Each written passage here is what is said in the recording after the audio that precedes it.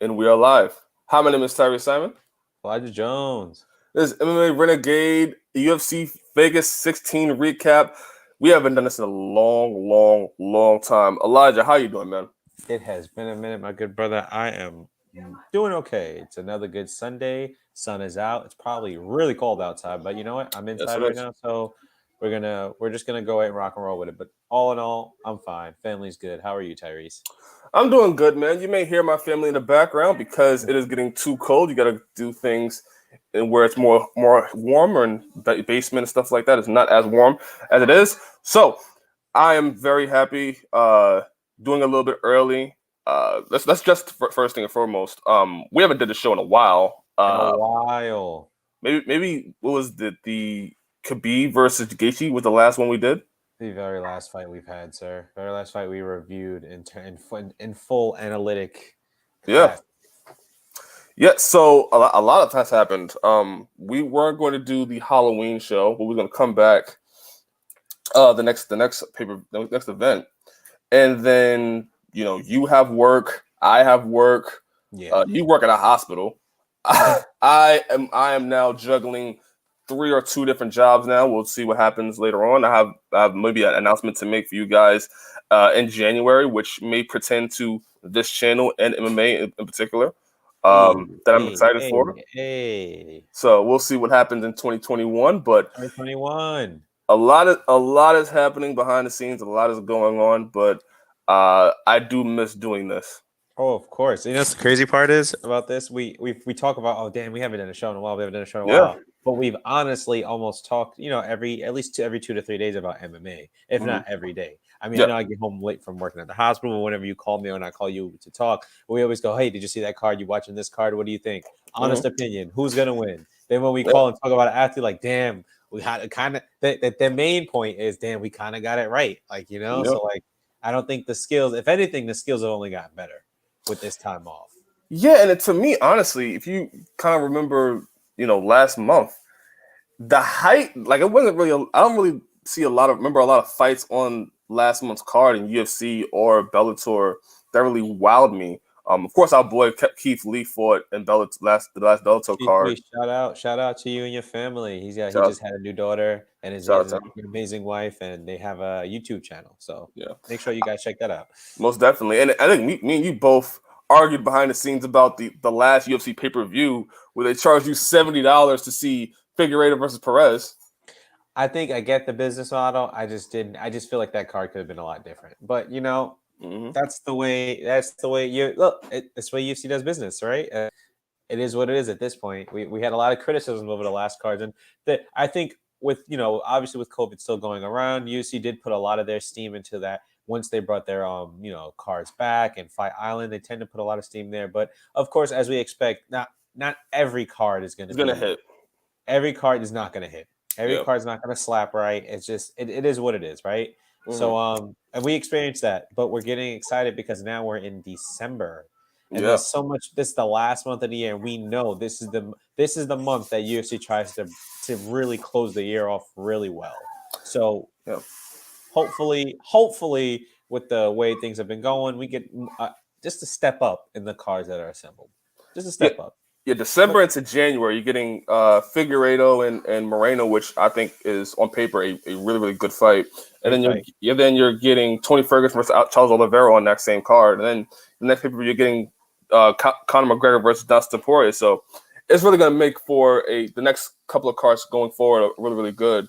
Um, You get a lot of good matchups as well. Tony yeah, Ferguson versus Charles Oliveira. Then you have Souza versus Holland. Cyril, right. your boy Cyril Gain versus Yeah, JDS. I dark mean horse. that is a sleeper. You have Stephen Thompson versus Jeff Neal. Hmm. We have Stephen Thompson. He hasn't fought in a minute. Sorry, I'm just naming. I'm just thinking of fights like, and I then know, I know. recently Aldo versus my boy. You know who I'm talking about. He just beat Sean Cheeto, O'Malley. Cheeto Cheetah. Vera. Yeah, Cheeto. I mean, the 135. You have so much to look forward to at the end of this year. So Hmm. hopefully we recover from these last couple weeks where we haven't been able to put out a show. Yeah, and also, again, like I said, behind the scenes, there's a lot of stuff that I'm working on.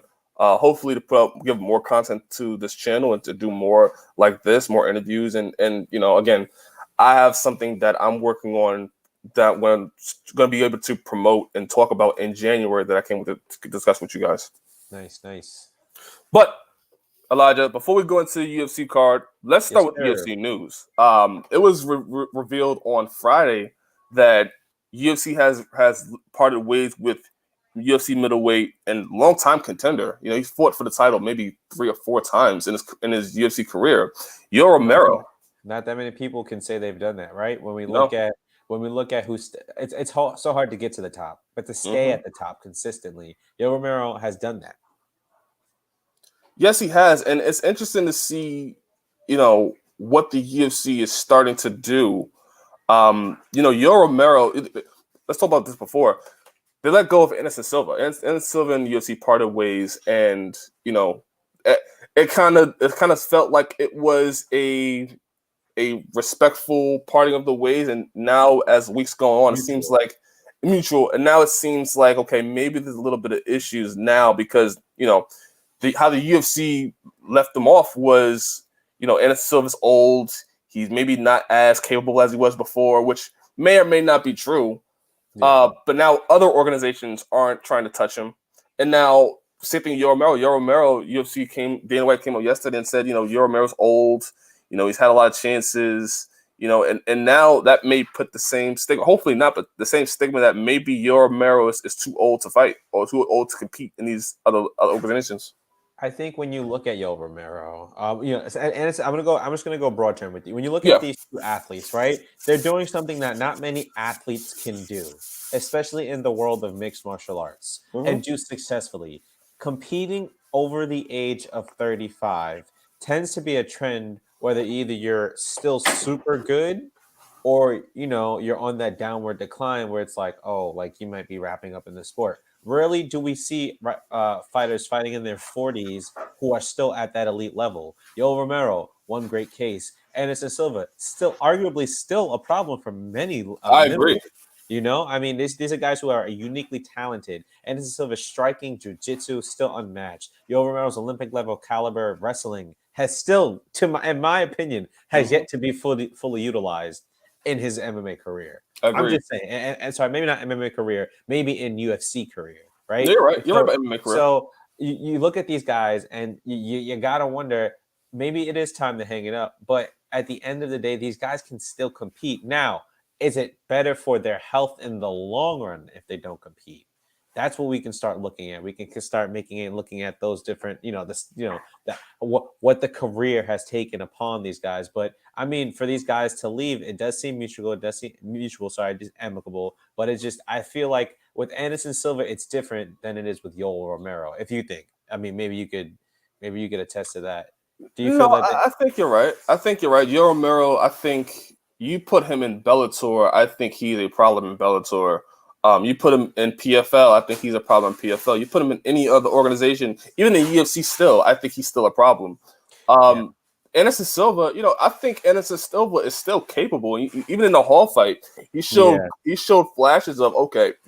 Hall is really really good to begin with, but Hall had problems with Anderson Silva for a little bit. Yeah, I mean, until he got the finish, Yeah, the man was there. yeah. I saw Anderson Silva do something I never seen anybody in UFC do, which is a spinning back kick to the leg. Like he still has that little flash of just brilliance in him. Yeah, and it's actually interesting, right? Because with these two guys, the part about being let go, that I mean, certain people are upset, but as far as a fight fan, Mm.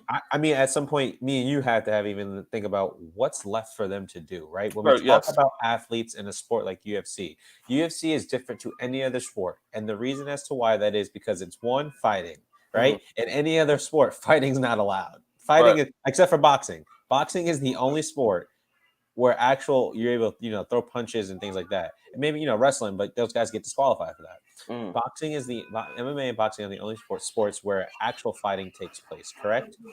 When you think about there's one guy who goes in, one girl who goes in, or one woman, right? Mm. And they fight, and it's by themselves. So you have to look at it like this. They've gone and fought for the belt.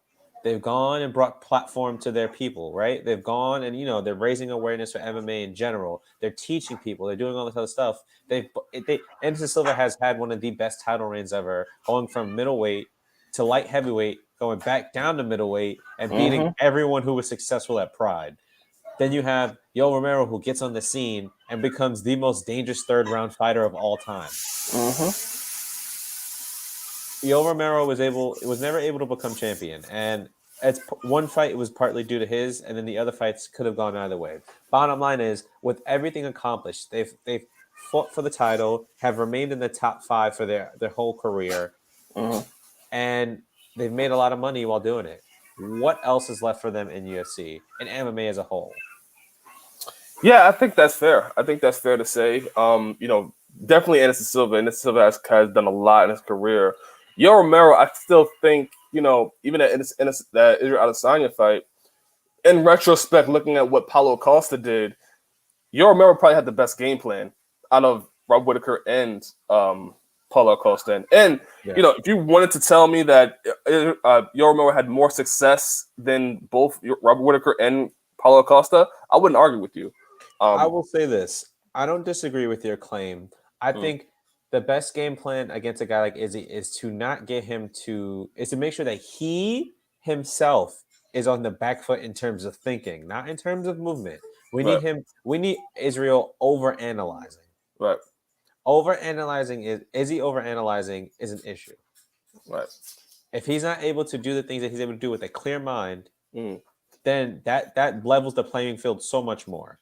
The only person who's been able to do that is Yoel Romero, because Yoel Romero presented nothing in the form of standing, moving forward, not giving him anything, nothing to read, just walking, just coming in, just doing it, slow, step. Now, admittedly, but I'm sure we did a review on this, correct? Yes. We talked about it. It's not the greatest of game plans, but it's the only game plan that had Israel not looking his best in any of his championship fights. It is the only fight. So you're right. I agree. But I think Yoel Romero, I don't think his career is over. I think if he goes to PFL, he wins that $1 million. Yes, and I think I don't think they have a middleweight division. No, but they can sure make one. There's Yoel Romero and Anderson Silva still have a lot, I think, to give to MMA. I think Anderson Silva is still capable at his age to be a problem for a lot of people. I think Yoel Romero the same way. My biggest thing I want to take away from this was the fact that, and I have a tweet from Stephen Ray of the Scrap. He made a great point in that at the beginning of the year, on April 27th of this year, Dana White said that there was going to be no layoffs in the UFC, but a lot of the media will get laid off pretty soon.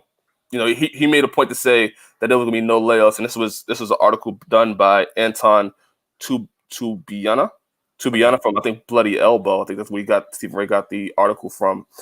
And then, now we're talking about, Dana White saying that he's going to release 60 more people by the end of 2020. 60 fighters are being cut, apparently. Yeah. Which is interesting, right? Because he's made it such a big thing where he hasn't cut anybody, and now he's going to cut fighters. So I wonder what UFC is shaping up with. And then the interesting part about getting rid of guys like, Anderson Silva and what's his name? Oh my God, I just blanked. Why am I blanking? Getting rid of Anderson Silva and Yoel Romero is that those high level contracts that have a lot of money can save the UFC. So, it's interesting to see who gets cut when, the finals say so, who's on the chopping block, because then I wonder if UFC kind of takes this time to restructure and then, kind of work things out with the fighters that they have currently. So it's just an interesting thing that he said that no one's getting cut, and now they're going to have to let go 60 fighters. But we always know that UFC has always let go of fighters. That's nothing different. No, it's not nothing different, but it is interesting that, this was something that, Dana White was, and this is more context-wise, this was COVID. And with COVID being the problem right now, there was a talk of the UFC is not going to let go of any talent. We're going to keep paying these guys, and towards, we're going to keep 2020, we're going to keep people under contract and keep paying these guys. And now we're releasing talent like a talent and employees, because the biggest thing was that he's not really, he's not cutting. Yes. As well. Yes. Good point, Elijah. He did make the point out that I mean, again, UFC. It's interesting, right? The whole like fighter and company because it seems like under certain views, the fighter is separate from the company. But when it comes to marketing, things like the fighters are owned by the company. So it's like a very interesting dynamic. But Dana White was pretty adamant about not releasing any employees. So we'll see. We'll see how that shapes up. It's going to be a very interesting talk over the next few weeks about things like that. Yeah, and also before we go off this topic, it is interesting to see like what something like the Contender Series has become, where the UFC is getting a lot of talent come from the Contender Series, and we talk about one of the guys that fought on this card we're going to talk about, Jamal Hill. He's somebody that has shown out from the Contender Series and now becoming a real contender in the heavyweight division. Which again, go back and watch our interview with Jamal Hill. It was really great. Tyriece did a really good interview. Please check it out. But I'm more talking about like the UFC feeder system of getting these Contender Series people, and now it may come into a point where you have so much people coming onto your roster from the Contender Series that now you gotta make these decisions if you gotta cut people, and also has the Contender Series really shown to be a good feeder system to you have a lot of people that can become contenders. I think Contender Series has had the success, right? We've seen a lot of fighters. Hey, Flathead Politics. Tough Flathead. Glad to have you back. I hope you've been very well. I hope you've been safe, and I hope wish nothing but the best for you and your family. Most definitely, man. I will say this: the Contender Series has done something that we haven't seen before, and with the absence of Tough. We had to know the way that UFC was getting new talent is, hey, we're picking this kid up, right? But with the Contender Series is able to spotlight young, growing talent, whether that be in the women's division, whether that be in the men's division. They were able to do that. I think for the majority, what the Contender Series is able to do is just highlight. We don't know definitively if they're pumping out contenders. We know that there have been people who have been on Contender Series and have been widely successful. But again, you also have that spectrum of people that have been on the Contender Series that have not been successful. Yeah, and this is what Contender Series has done is filled the gap in from Tough. When is the last time we got a Tough? Exactly, right? Yeah. Tough it's been so long since we had a Tough, and they're even bringing it back, hyping it up. But the Contender Series is really just to highlight talent. And it's never going to be the definitive factor of this is the way we get talent in the UFC to make new contenders. And then the reason as to why is because what we've seen in the Contender Series, we had guys like Sage Northcutt who have been widely successful, right? Early on. No, you mean Sean O'Malley. Sean O'Malley. Oh, sorry. Was Sage Northcutt not on the? I could have sworn he was on. He wasn't. No. Oh, never mind then. We have guys like Sean O'Malley, but then Sean O'Malley just experienced his first loss, right? So, and then he's getting a little backlash because of the way it happened. Like, it's just things like that, right? So, Contender Series is for sure not a definitive way to have like, oh, these are the people who are going to be the future title contenders, but it's definitively a way to say like, this is the next wave of MMA artists or MMA athletes. You do bring up a good point though. You talk about Sage Northcutt and maybe even make it go. Like I think they were more looking for a fight series in a way. That's what it was. Sorry, looking for a fight. That's who it was. Yeah. But even in that, I think, and this just be my brain, and I could be wrong. And if I'm wrong, please correct me. But I think what the UFC is coming to a problem with is that they're getting all these talent, they're pulling all these talent, and I think part of that is they don't want these other talents to go to other organizations. But I think at the same time, you run into a problem where you have so much talent on your roster now that you have to make these decisions that, again, in the midst of a pandemic, may not be the best time to cut people.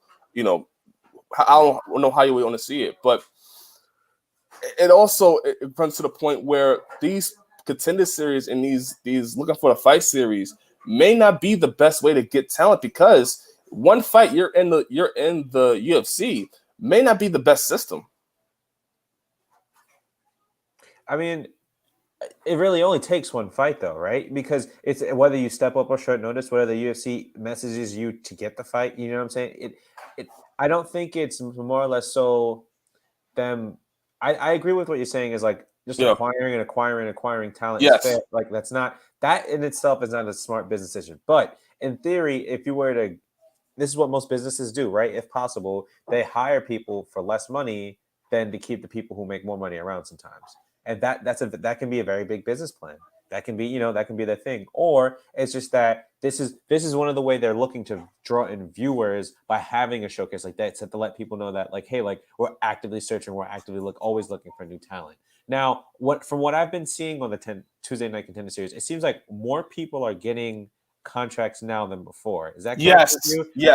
Yeah. I will say that, because I wasn't a big watcher, only because Tuesdays are super late for me when it comes for work, so I don't get home till 9:00, which by then I think like it's towards like the last fight or so. But from what I'm seeing now when I'm watching replays, it seems like almost everyone's really not almost everyone, sorry. If you've had an impressive performance or had a knockout, it seems to be that you're getting a shot. Well, no, that's not a bad thing. It may not be a bad thing till we know what's going on towards the end of the year, because again, with UFC looking to cut contracts with 60 fighters or so, that's what's going to make way for those new level of fighters to come in. Now, the issue is whether those fighters are worth adding or not. And since I'm glad you brought up the point of them giving out more content than usually, because in the first season, the UFC used to be a little bit picky on who they choose. Remember the first thing they used to pick and choose exactly who they want in the UFC, even if you had a good performance. Now it just seems like if you have knock out somebody or you have a great showing, you're on my big contract. Which again, I'm happy that people are getting opportunities. Mm-hmm. I just also feel people that are being let go where you probably could have developed those talents, or you probably could have given them a fair shake, or like Yoel Romero. He's still not washed. He's still not done. He still can do a lot in the UFC. I don't know. Sorry, I'm about to cut you off, but I don't know how much of I need an interview. I need him on Joe Rogan. That's what I need to know, Yoel Romero, because I want to know how much that decision is based on his choice and how much of it is based on UFC. Now, chances are it's probably 70% UFC, 30% Yoel Romero. But at this point, like, he's probably got to be at a point in his career, because his career is so unique that many people won't ever have this, right? There's very few people who can fight past the age of 40 at that physique at 185, right? Yeah. There's very few people who can maintain that. So that's what the uniqueness is about his situation. Now, I get what you're saying in general, like, why are you cutting people or why are you making this? But Yoel Romero, the issue about using Romero as an example, it works for most of what you're saying. But then again, we have to look at Yoel Romero as a physical specimen that's very different, because not a lot of people, again, are going to be fighting past the age of 35. Not a lot of people could look. Not a lot of people at age 20s or 30s look like Yoel Romero in the UFC. Like, that's Yoel Romero is a once in a lifetime athlete that we will never see in the UFC. I don't think ever. I think the next time we see a Yoel Romero will be at least 50 years from now. At least 50. At least. Or it will like the Olympic level wrestler, like at his age still looking like he's getting better. Like, it's gonna be a creativity. Yeah. Wrestling that goes unmatched by many. Defense too. Defensively good. Yeah. The charisma of Yoel Romero. Not only that, the star power of this man, right? Thank you, Flathead. Appreciate you. Oh, Flathead said the way you two break down and analyze fights is unparalleled. Excellent work, guys. It's actually funny. I always refer back to the first time we were talking about the Ultimate Fighter with John Jones versus Chael Sonnen. I think that's when we really got like super into like, yo, are you watching? Are you seeing? Did you see that fight? Yeah. I feel like that's like when that was our moment where we were like, oh shit, we really do like MMA. So but yeah, thank you, Flathead Politics. We love you, Flathead Politics. We do, man. You've been on the show a lot this year, so I appreciate you. I got to be honest with you, I really do appreciate you. Most definitely, man. Two guys trying to make a dream happen. Mostly Tyriece. I'm here for the ride. No, you're part of it. Back to Yoel. I mean, I agree with you. To summarize the point, I agree. I do think there are a lot more contracts going out these days, and I do think that's to replace the older set of fighters that are on the roster. I agree with that. I'm starting to see that trend. You do start to see a lot of those older fighters getting fights with a lot of younger talent too. That's another big thing you watch out for. So, and we could talk about that with the fight card, because the fight card had one of those fights. Yes. So, Elijah, this is the part where you do your spiel, do what you love to do. I'm gonna let you talk. What do you mean? What are you talking about? Only you can do this. Go ahead, man. All right. It's been a while. I hope the You're a little rusty. All right. Last night, coming to you by UFC ESPN, the deal that was made earlier this year through Disney, the one that brings us the fights among fights, the Last year. epic champions. Last year, this man corrected me. I'm rusty, but again, UFC Vegas 16 last night was in the books. Last night, the headline was Jack Hermansson versus Marvin Vettori, a fight we did not know was going to come about, a fight that we had originally assumed was going to be Kevin Holland versus Jack Hermansson, or sorry, actually originally scheduled to be Darren Till versus Jack Hermansson. But with an unfortunate injury on Darren Till's part, we had Kevin Holland, who was supposed to join in, but Kevin Holland also dropped out, leading for the number 7 middleweight to jump in. 12. Number 12 middleweight. His name is Marvin Vettori. Last night on UFC Vegas 16 at the UFC Apex Center, we had a very interesting card. A card that many of us fight fans really didn't expect to be good. Many of us were just like, sure, why not? Let's watch it. I, for one hand, thought this fight card was great. But Tyriece, how do you want to begin this fight card? Do you want to start from bottom to top, or do you want to start with the main event?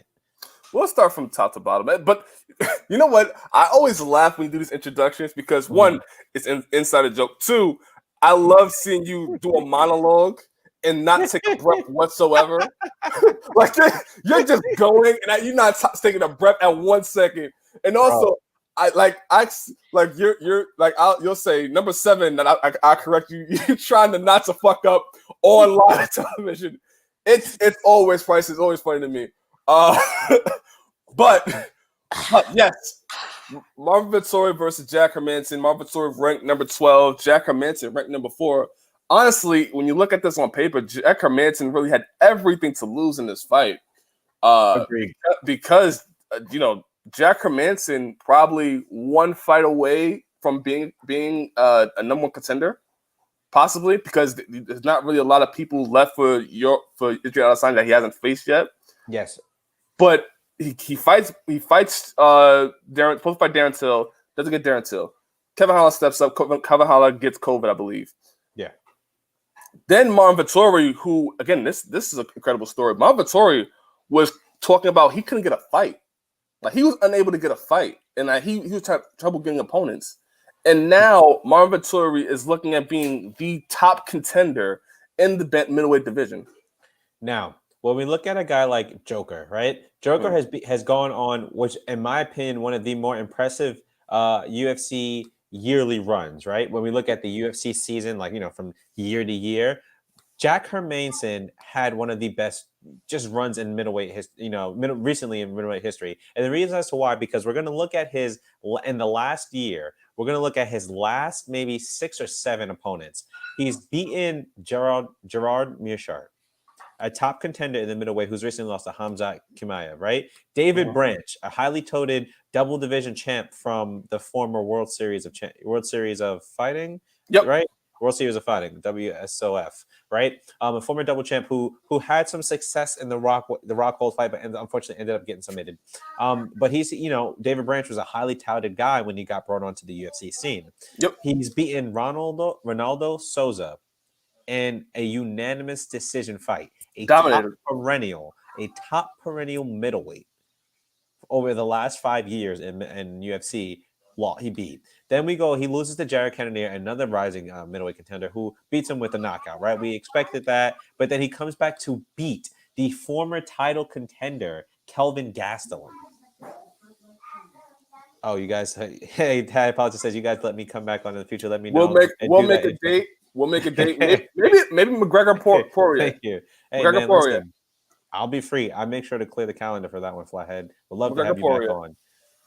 And then he fights Kelvin Gastelum and submits Kelvin Gastelum, the former number 1 contender, with a heel hook. So Jack Hermansson's resume alone puts him in that category as possible title contender, right? Mm-hmm. Then you have Marvin Vettori, like you said, a guy who couldn't get fights because no one cared for Marvin Vettori after he lost to Israel Adesanya in a very close split decision, a very, very close split decision that I rewatched twice this week. And I kind of had Marvin Vettori winning, certain aspects of the round, enough to confuse the judges. But bottom line is Jack Hermansson had everything going for him in this fight. And I think he ended up, and with this loss, it will hurt him inevitably.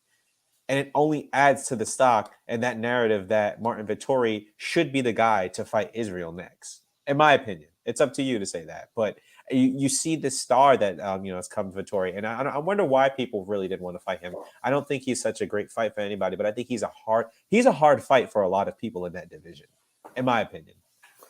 Yeah, I think with Marvin Vettori, okay, so we're going to talk about the fight now. Some of the things that I didn't know about Marvin Vettori, I learned yesterday. One of them being that he trains with Kings MMA.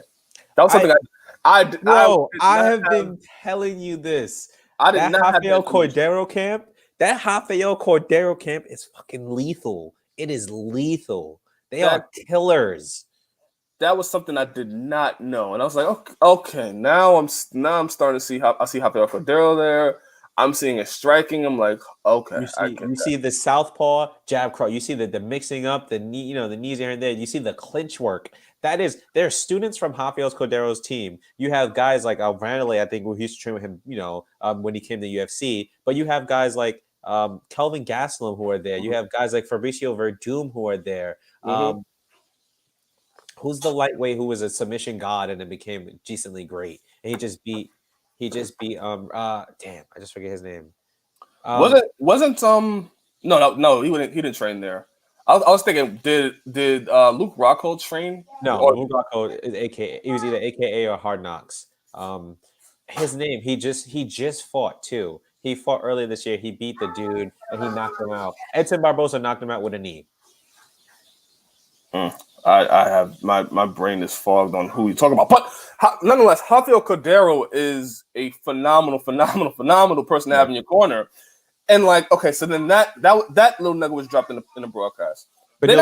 Sorry. Okay. Then I also hear he also trains with Neiman Gracie. And I was like, oh, okay. So there's more aspects to Marvin Vettori that I didn't know about going to the fight. It's like, oh, okay, he's being trained very, very well. He's being groomed in the UFC very, very well to where, yes, he may be somebody to look out for in the middleweight division because, okay, he has the striking. He's getting even better.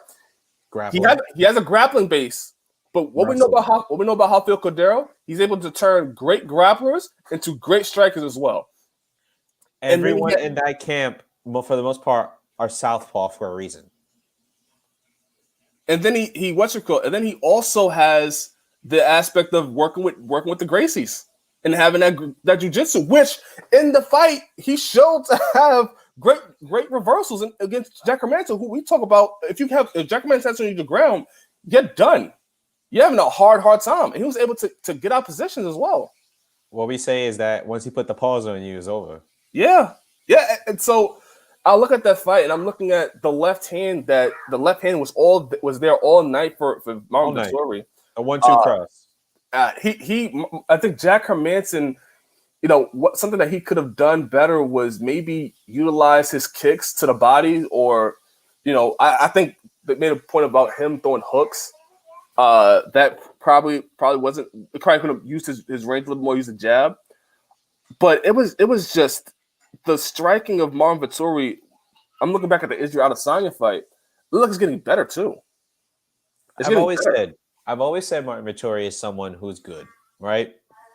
And no one wants to fight him because he's physically he's a big middleweight, right? He's a very muscular middleweight with his wrestling base. The man has good striking from Rafael Cordero. I think he's a hard matchup for a lot of the people in the top, the top 5. Now, when it comes to this fight, again, we displayed his striking, which is just phenomenal. That first round had me like, whoa. The one thing I would say that he may need to work on is that although he doesn't seem to have a high output, he has like a medium to a high output. I think just the cardio, because he did. I wouldn't say from rounds 3 and 4 was 3 was definitely Hermansson, but 4 was either or. If he fixes that cardio just a tad bit to be a little bit more not reserved, but to know when to go, when not to go, I think he is a potential title contender. I mean, if not 2 fights at most. Vettori, yeah, we're talking about Vettori. What I did like that was impressive as Hermansson's side was that I think Hermansson's his best ability is that he tends to get better during the fight, right? Like he starts off strong, but he tends to really figure out his opponents. I just think with a fight like this, Vettori Vettori had much more tools than people give him credit for. And that tends to be the issue in a lot of his fights. Vettori is from the fight from Kevin Carl Anderson. I noticed that his grappling was phenomenal because he was able to do a lot of things. And it's just, I think Vettori alone, his striking alone was just better than Hermansson's. That was it. The striking alone, there was really no need to go to the ground in any of those exchanges, in my opinion. Like he had him on the feet. He had his number. Yeah, and also shout out to the people watching. Shout out to Flathead Politics. Shout out to, I want to get this name right, Rise Dickiewicz. Dutkiewicz. We appreciate you. He's saying a fight story in the comments section. I'm going to read it out once I finish this. We talk about Vettori versus Jack Hermansson. But yeah, I think this fight for me solidified. Okay, Marvin Vettori is somebody to be reckoned with. I thought, this was a lot of back and forth. Jack Hermansson could not get Marvin Vettori to the ground. You see the great defense of Marvin Vettori. Wrestling defense was perfect last time. And then when he got him to the ground, it was reversals and getting back. I really liked what Marvin Vettori was doing in this fight. I thought Jack Hermansson, again, he gets better as rounds goes on, but Marvin Vettori was able to get his second win in the third round, come strong in the fourth round, and win it in the fifth. Unanimously. I thought this is a great stand-up performance from Marvin Vettori. Now we get into a point where, is he a problem for Israel Adesanya? That I don't know. I don't know yet. I want one more fight. And I think a perfect fight for him, Flathead Politics says Hermansson definitely got better in the later rounds. Vettori had a rocket in that. I mean, the thing is, you see the jab, then the step off, the jab, then you fade to the right? He did pow, steps, perfect for the left. It was practice. It's time. It's perfect. Again, you see that 1-2. I think Dominic Cruz talked about it from the Rafael Cordero camp. Kelvin Gastelum has a phenomenal 1-2. Yeah, like a lot of people got to notice that. And so like guys like Benio Dariush has a really good number 1-2. Like he teaches, that is his striking is phenomenal. Javier Cordero's team. But aside from that, I think when it comes to Marvin Vettori in the middleweight pitcher, I think he, in my opinion, is one fight away from Israel. If Israel doesn't successfully go up to 205, right? I don't know what happens, whether or not he gets the contender at 85, then goes to 205. And that's it. Well, who knows? But I think Marvin Vettori, what's next for Marvin Vettori, in my opinion, is a fight against Paulo Costa. Yes, that's that. Period. That's the fight. There should be no other fight. And if Costa for some reason, if Costa for any reason does not want that fight, maybe sometime next year, my boy Bobby Knuckles, maybe. But the fight that only makes the most sense is Paulo Costa versus him. Yes, I agree. I agree. I think Paulo Costa versus Marvin Vettori makes all the sense. I think for Paulo Costa, he needs a fight to get back into being a contender after his loss to Israel Adesanya. I think for Marvin Vettori, I think a win over Paulo Costa sets up the Israel Adesanya fight perfectly because now it's like I beat Paulo Costa. Now I need to get my rematch against you. And I'm the only one that you had the most difficult with in your UFC run. I think that plays a big factor. It's a story to be told. I'm very interested to see where Marvin Vettori goes from here. I honestly still think Adesanya still gets it done. I think Adesanya has gotten way better since his fight with Marvin Vettori, but Marvin Vettori continues to get better as well. That's a phenomenal fight. I would love to see that rematch. I'm still going to go Israel as well. I think the adjustments made on both parts, more adjustments made on Vettori's part. I think in the long run, though, Izzy's just going to do what he does best. And it's just the fight's just going to lean his way. You know what I mean? Like there's going to be a magic. There's going to be mystic air. Like for whatever Vettori has made adjustments to, Israel's going to have the answer already, in my opinion. But that's going to be a fight. That's a fight of the year candidate if it does come to fruition. I do think John Blachowicz versus Israel Adesanya is next. I do think that fight makes sense now that I think about it because of, the middleweight division still needs to work itself out to where they have a contender. And then if Adesanya wins or loses, he can come back down and defend it if he wants to. But I think that middleweight division needs to sort itself out a little bit more.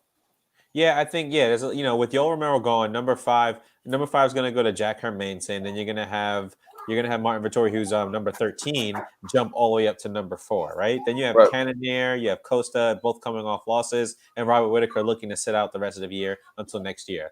So I mean, it's one of two things are possible, right? Either Israel stays at his weight, defends, and then goes up, or just expedite that John Jones fight, which is going to bring in millions of dollars for UFC. He goes up to 205, then fights Jones after. Now, if that happens, I do see somewhere an interim title taking place in middleweight. Who knows? That politics says Israel scared Costa boogeyman image forever. Costa will never be perceived as scary as he was pre-Israel. I agree. I 100% agree. I think that mysticism that this guy can just throw power is always going to be there, but the fact that he's like the scariest guy in the middleweight division, I don't see that anymore. I mean, I'm not a fighter, but I just feel like fighters alone are going to be able to believe that narrative. I could be wrong. Yeah, I never really thought of Paulo Costa as the scariest guy in the division. I just thought that he was somebody that would give Israel Adesanya problems because he would do nothing but walk down and just take shots and will do what he can to get on the inside. Now, that narrative alone is the reason why a lot of people did not want to fight him. Yes. That narrative alone is the reason as to why a lot of people didn't want to fight him. Because if he's going to take everything I got and do it defensively perfectly and then still land a fucking hook or a body kick that I'm going to be hurt over, it's not worth it. So, I mean, I don't know. We'll see. But that was, again, a great fight. Yes, it was. It was. Great fight. And on paper, honestly, if you go just in retrospect, I think Marvin Vettori versus Jack Hermansson was a better matchup than Kevin Holland versus Jack Hermansson.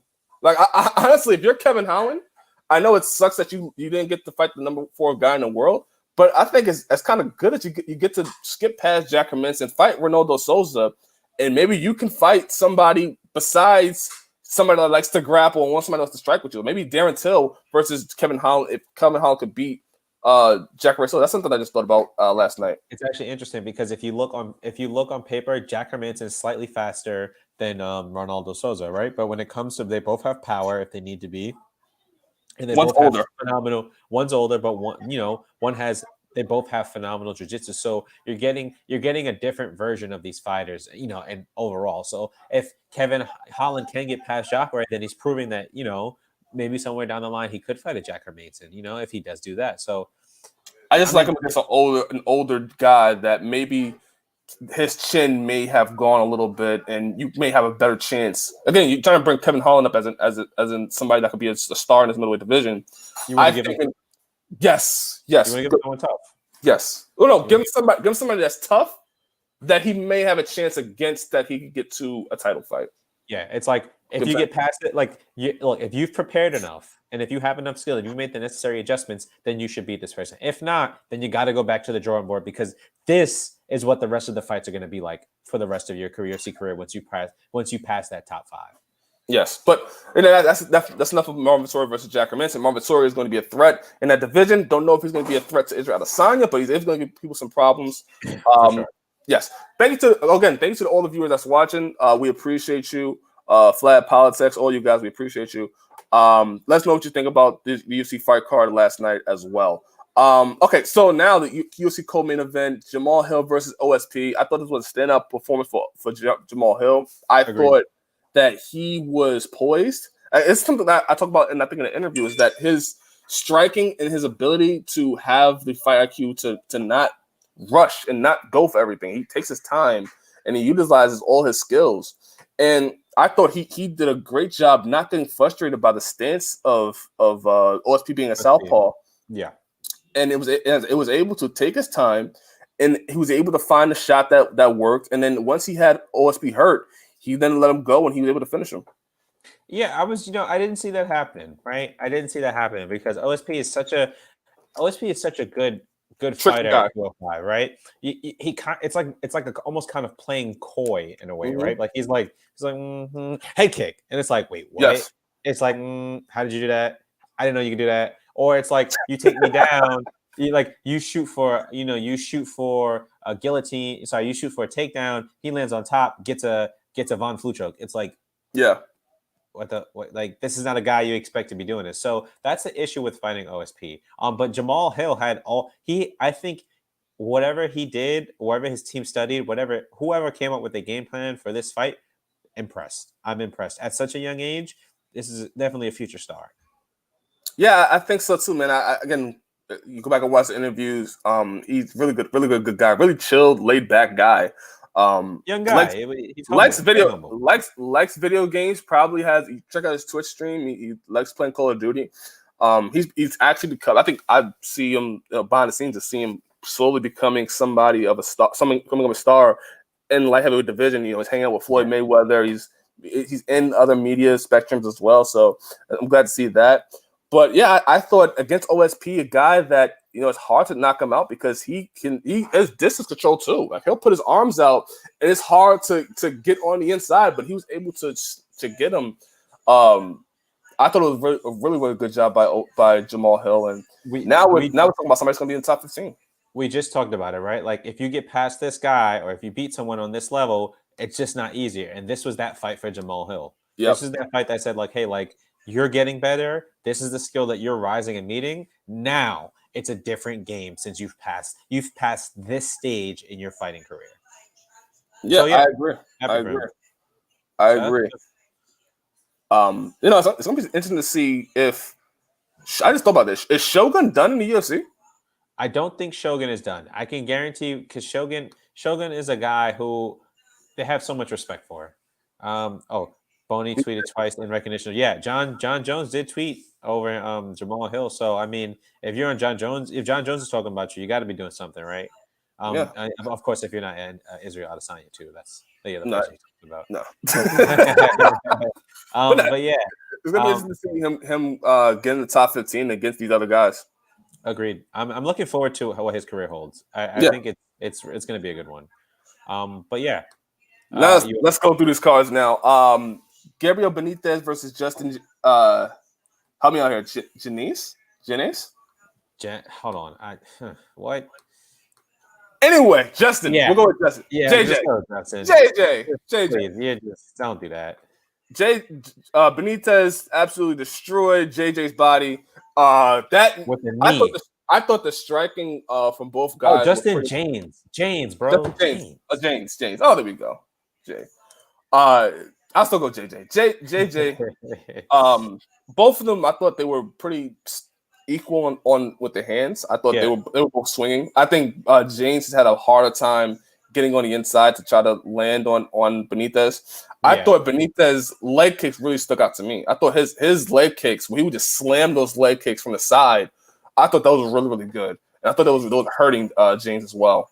It's actually interesting, right? Because I don't know if you remember, he had a fight at 145. He dropped down and he trains at AKA, I believe, and fought Yusuf Sadif. And those two went at it for 2 straight rounds. I mean, one round. I think it was a round. I'm looking at Wikipedia. It was a round. They were knocking each other down. And that's when I was like, oh, Gabriel Benitez, he's got some hands, and this proved it. And he's got good striking. So I'm interested to see what happens with him. And James is pretty good too. Actually, he came off another loss, but James has still got talent. So I wouldn't just yet. I just think that the reach of Benitez was the problem. I thought James, honestly, both of them striking wide. I thought they were pretty similar. I just thought Benitez's use of kicks really stood out to me. And he got the knee to the body, which James flew back. We really see that in the UFC or in MMA. Yeah, the knee is the one that gets it to the body, to the chest. It was straight to the chest. Like it's like a foot to your chest, motherfucker. Like exactly. Yo, oh man, I felt bad, but it was a good fight. Really good. Other fights to talk about here: Jordan Levitt versus Matt Wyman. Again, another person that may be on his way out of the UFC. Matt Wyman got slammed pretty hard by Jordan Levitt, and it was strategic too because Jordan Levitt had the positioning where he had the elbow on Matt Wyman's neck. Yeah, and then as he has him up, slams him down to where you like. There's no way that's not going to be a knockout, or that's not going to do any damage. You know what that's You know what that reminded me of? Pride, back in Pride Rampage, big old Rampage slam. It was crazy. That reminds me also, if you remember WEC, Eddie Wineland, where he has the guy in like kind of like a same position, but he had his neck or his head, and he just slammed him down like that. Just throws him. Rough fight. I do wish I got to see more on the part of Matt Wyman, because I really think Wyman. I think Wyman's such a good fighter. But again, he's towards the end of his career. He's a little older. Things like that are just 37.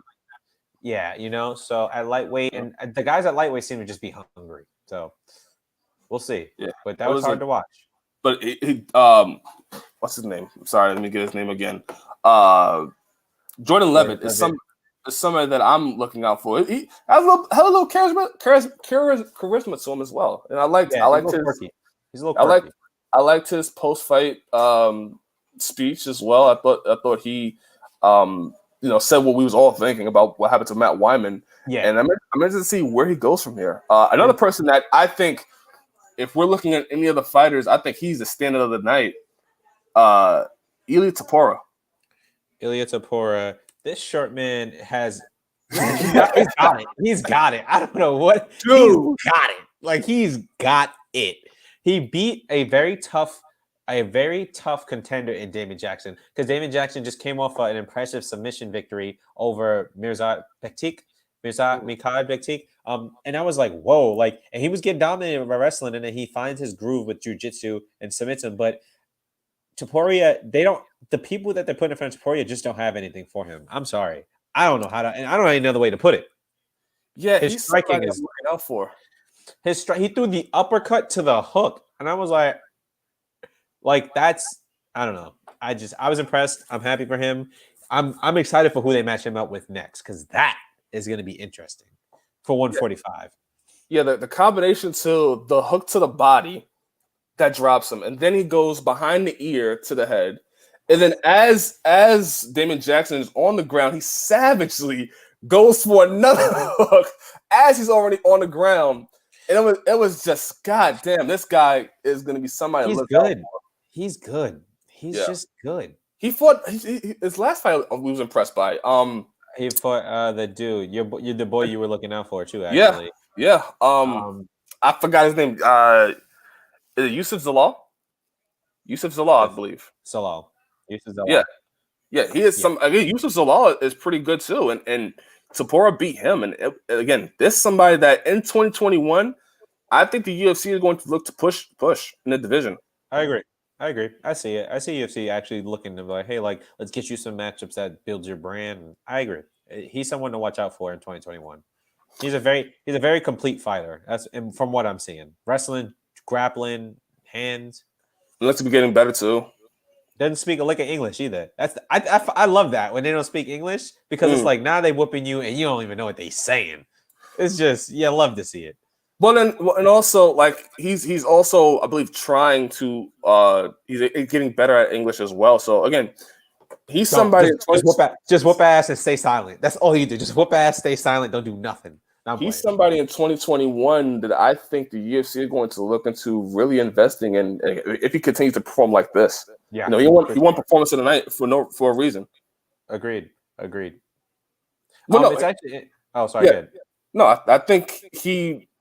Okay, so I'm actually glad I brought this up. So Marvin Vettori versus Jack Hermansson with the fight of the night.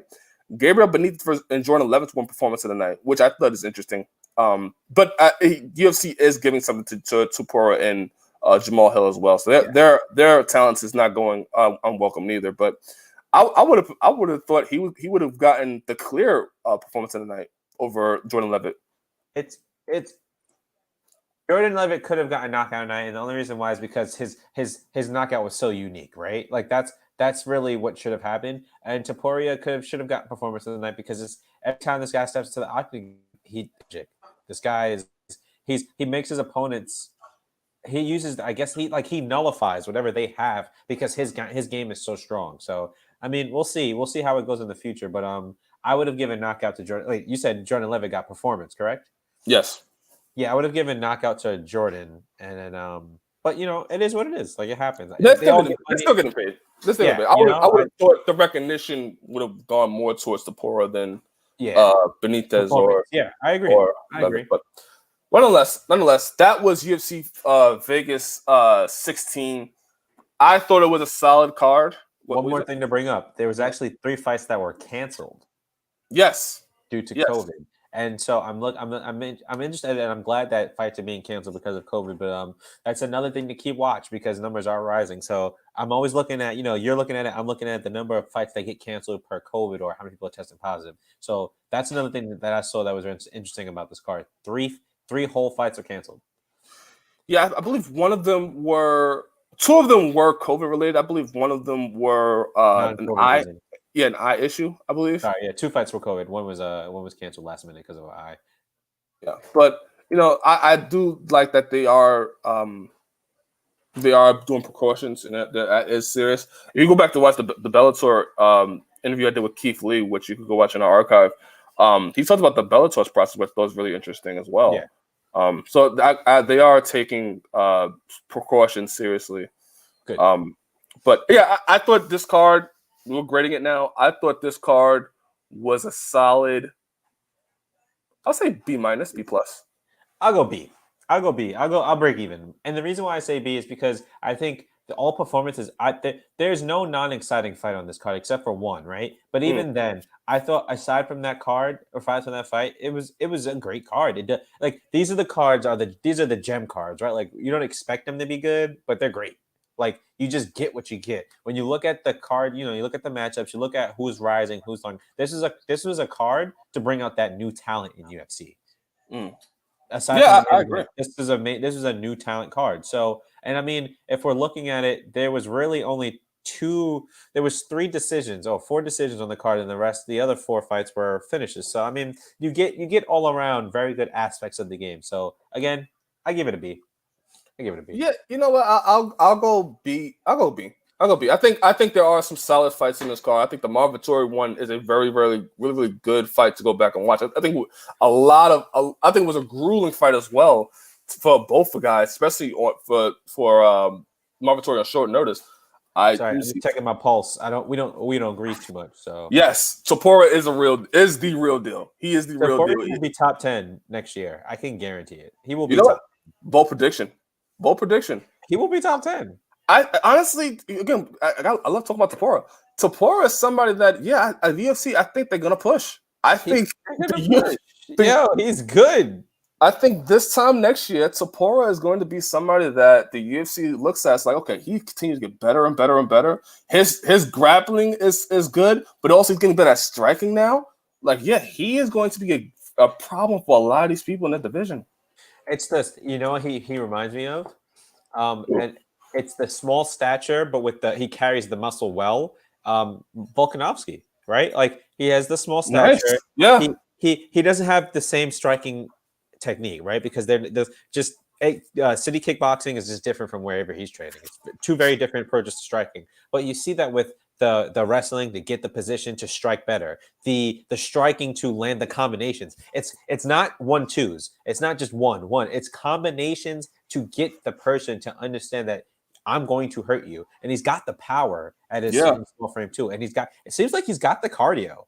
I mean, from the last fight, not this fight. The use of the law fight. We've seen, that grappling exchanges and wrestling for damn near maybe 10 minutes. Yeah, again, he is my MVP of the night. Is somebody that you didn't really expect going into the fight. You know about him, you know what he can do, but he really showed you that he's somebody to look out for in 2021. This is it. This is his time. So I respect it. And Fly Politics says B+ for the fight. You know what, Fly Politics? You're always so much nicer than won't be me and Elijah. Me and Elijah are tough critics here. Unfortunately, Tyriece is tougher than I am, but I'm starting to get back to it. And I don't like it because I used to be giving out A's, and Tyriece would be like, Tyriece would look at me like, yo, bro, really, son? You really gonna give an A? To a D card? Tyriece used to look at me like I'm crazy. So thank you, Flathead, for being the person, what do you call that? The voice of reason.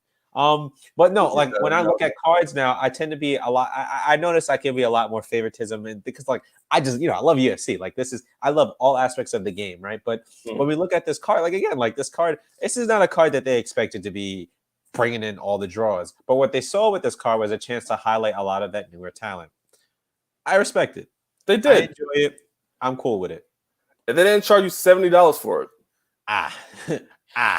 The highlight of my night. The highlight of my night. I didn't get charged. Boy, if you could have hear me and Elijah's talks when Figueiredo versus Alex Perez was happening, My brother, you would have heard was those talking to talks. Tyriece like, "Yo, are you okay? Calm down, bro." If you would have heard my rant on Alex Perez and Figueiredo, not on them as competitors, not on the fight itself, but just the UFC.